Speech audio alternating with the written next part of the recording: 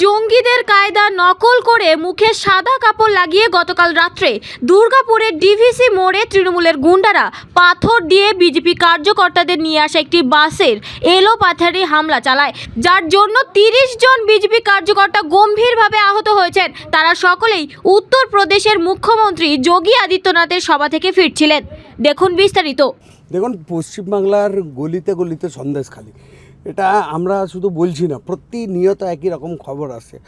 বর্ধমান, খাগড়াগড় আমরা দেখলাম, আমরা বীরভূমে দেখলাম বোম বিস্ফোট হতে, আমরা পুরো এলাকা মানে পুরো পশ্চিমবাংলা দেখলাম যে বোমের স্তূপের ওপর দাঁড়িয়েছে। মানে পশ্চিমবঙ্গ আজকে পুরোপুরি দ্বিতীয় কাশ্মীরের রূপ নিয়ে ফেলেছে।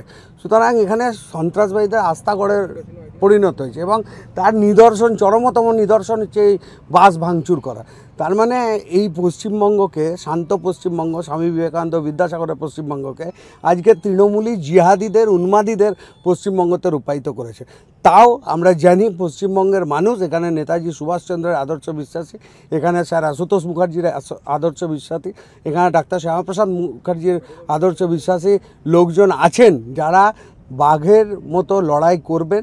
সন্দেশখালীর মহিলারা উত্তর দিয়েছেন, প্রত্যেকটা পাড়ায় পাড়ায় ঘুরে সন্দেশখালীর মহিলারা বলছেন যে কীভাবে নির্যাতন হয়েছে তাদের উপর। তো বাংলার মানুষ কিন্তু এদের ভোট বাক্সে উত্তর দেবে, এটা একদম নিশ্চিত আছে।